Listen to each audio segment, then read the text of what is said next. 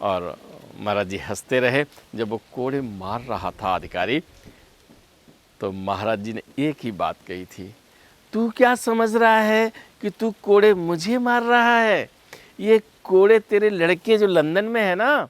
Professor Sudhir Mukherjee ने पारस स्पर्श में जगदेव सिंह के बारे में लिखी हैं, तो कई कथाएं हमने सुनाई हैं आपको।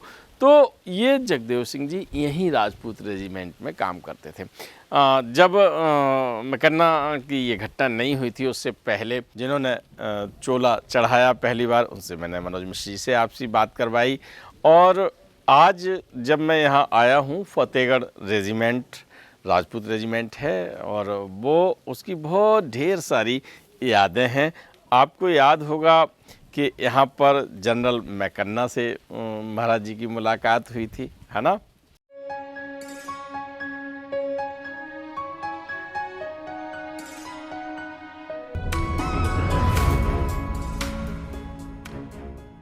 नीम करोरी के बाद महाराज जी की तप स्थली बनी किला घाट, और किला घाट से इस समय उन्हीं के मंदिर में हनुमान जी हैं, और यहाँ पर मैं किला घाट से आपको दर्शन करा रहा हूँ उस स्थल के। नमस्कार, आप देख रहे हैं धर्मदृष्टि पत्रिका का यूट्यूब चैनल दस्तक मीडिया। मैं विनोद शुक्ल आपको सुनाता हूँ बाबा नीम करोरी की अद्भुत गाथाएं। और बस मेरा मन है कि किला घाट के किनारे बैठ के, महाराज जी की तपस्थली के किनारे, हम आपको कुछ यादें आपसे साझा करें और आप गंगा मैया के साथ में दर्शन भी करते जाएं। ये किला घाट पर महाराज जी की तपस्थली है, और तपस्थली पे मैंने आपको बातचीत भी सुनवाई, कैसे यहाँ पर पुनर्स्थापना मैं कह दूँ, पुनर्जागरण कह दूँ, या यूँ कहूँ कि महाराज जी की इस तप स्थली पर भक्तों का आना शुरू हुआ। जिन्होंने चोला चढ़ाया पहली बार, उनसे मैंने मनोज मिश्र जी से आपसी बात करवाई। और आज जब मैं यहाँ आया हूँ, फतेहगढ़ रेजिमेंट राजपूत रेजिमेंट है, और वो उसकी बहुत ढेर सारी यादें हैं। आपको याद होगा कि यहाँ पर जनरल मैकन्ना से महाराज जी की मुलाकात हुई थी, है ना। यहाँ पर राम सिंह थे, यहाँ पर जगदेव सिंह थे। तो मैं आपको बताऊं कि बड़ी महाराज जी की यहाँ चर्चा रहती थी। वहाँ महाराज जी राजपूत रेजिमेंट में अंदर जाते थे, बिल्कुल उन्हीं के परिसर में मैं खड़ा हूँ। ये जो परिसर है, जो गंगा जी आप देख रहे हैं बिल्कुल परिदृश्य में, और यहाँ पर महाराज जी रहते थे और गायें पालनी थी, ये भी है लेख।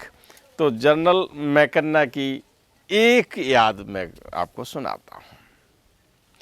जब यहाँ मैकन्ना आर्मी में अधिकारी थे और रह रहे थे, तो वो साधु संतों से बहुत नफरत किया करते थे।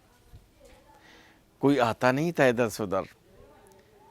लेकिन बाबा नीम करोरी एक दिन उनके निवास पर जा पहुँचे। निवास पर अब जो अर्दली होते हैं, पहरेदार होते हैं, जो वहाँ पर ड्यूटी पर थे, उन्होंने मना किया, आप अंदर मत जाइए। और महाराज जी उनके मना करने के बावजूद अंदर चले गए और उनके पलंग पर लेट गए थे। जब जनरल मैकन्ना आए, ये कहानी मैं इसलिए आपको दोबारा याद दिलवा रहा हूँ, सुनाई हुई है मैंने, कि अब बड़ी संख्या में हमारा परिवार बढ़ गया है, 1,30,000 लोग हो गए हैं, तो बहुत लोगों ने नहीं सुनी होगी। तो इसलिए मैं आज उस स्थल पे आया हूँ, तो मैंने कहा लाओ मैं आपको सुना दूँ। तो अब आर्मी का अधिकारी, उसका निवास, और साधु संतों से बेहद नफरत करने वाला व्यक्ति, और जब वो घर में घुसता है और अपने ही पलंग पर किसी बाबा को लेटा हुआ देखता है, तो आग बबूला हो जाता है।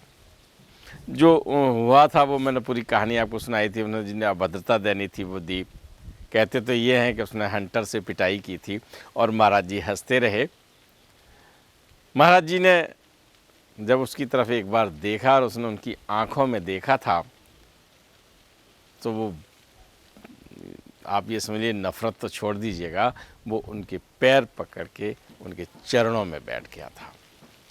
ये इसी स्थल की, यहाँ से इन्हीं के परिसर में आवास आज भी बना हुआ है, वहाँ अधिकारी रहते हैं, और उस आवास की ये कहानी है। तो आज जब मैं इधर आया तो मुझे ये याद आ गया, मुझे याद आ गए जगदेव सिंह जी, मेजर जगदेव सिंह, मुझे याद आ गए राम सिंह जी। एक छोटा सा प्रसंग उनका भी मैं आपको बताता हूँ कि राम सिंह जी महाराज जी के दर्शन किए हुए थे और जगदेव वहाँ पर तैनात थे। जगदेव मेजर थे और जो पद था उनके पास, राम सिंह के सीनियर थे। महाराज जी के दर्शन किए तो महाराज जी ने कहा, जगदेव तू अब ये राम सिंह को दे दे अपना पद। अब कोई ऐसा तो है नहीं कि भाई प्राइवेट कंपनी है कि कोई किसी को कहीं लगा दे, कोई मैनेजर को क्लर्क बना दे, क्लर्क को मैनेजर बना दे, ऐसा नहीं होता। लेकिन जगदेव ने जब उनकी महाराज जी की बात सुनी तो ये कहा कि इससे तो बहुत सीनियर हैं। और फिर हुआ क्या था, थोड़े दिन में राम सिंह को भाई ऑर्डर आया, प्रमोशन मिला और वो जगदेव की जगह अपॉइंट किए गए थे। ये कहानी भी मैंने आपको सुनाई थी। बहुत सारी गाथाएं मुझे याद आ रही हैं। यहाँ पर महाराज जी ने कई लोगों को गंगा जी में, जब वो लोग इंतज़ार करते थे कि बाबा नीम करोली गंगा स्नान करने आए और फिर उनसे अपनी बात रखें, बहुत लोगों ने गंगा जी में खड़े होकर उनसे आशीर्वाद लिया था। ये सब कुछ चलता रहा और आज आपको थोड़ी थोड़ी आवाज़ें भी, जो ट्रेनिंग सेंटर है यहाँ पर, तो फायरिंग की भी आवाज़ आ रही होगी और उसी के बीच हम आपको ये गाथाएँ सुना रहे हैं। किला घाट पर महाराज जी के बहुत सारे भक्त हुए हैं जो आर्मी से थे और मेजर जगदेव सिंह जब कैंची धाम गए थे, आपको याद होगा, है ना? नहीं याद? याद होगा आपको।